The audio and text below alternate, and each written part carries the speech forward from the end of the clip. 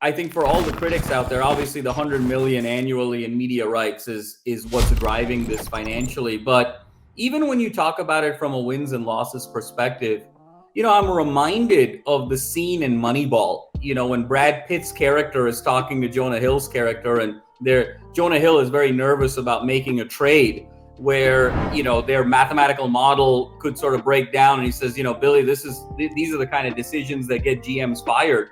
Mm-hmm. And Brad Pitt turns around and says, do you believe in this mathematical model or you don't? And he says, I do. And he says, look, at the end of the day, I'm going to be a 47-year-old man without a college degree that would like to send his daughter to college. You're going to be a 25-year-old prodigy from Yale with a degree in economics and quite the excellent apprenticeship, if I may say so myself. So we're asking all the wrong questions. Mm-hmm. And I'm reminded of that scene when I'm thinking about USC and UCLA here, and some of the critics who are afraid about the winning.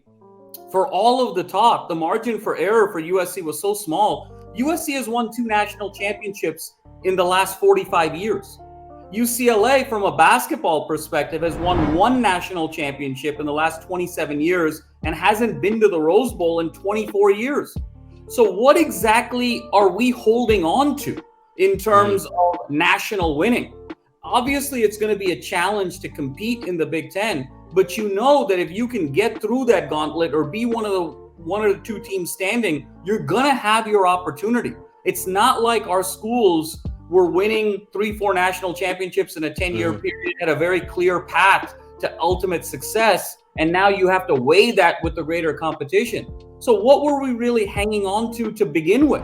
And I think that's where we have to sort of let a little bit of the nostalgia and the history and the comfort that comes from routine go a little bit, and understand that the greater opportunity to win is by going into the Big Ten. Because look, the writing is on the wall. We're headed to a world of college sports consolidation where there's going to be 2 mega conferences, the Big Ten or the Big 20 and the SEC.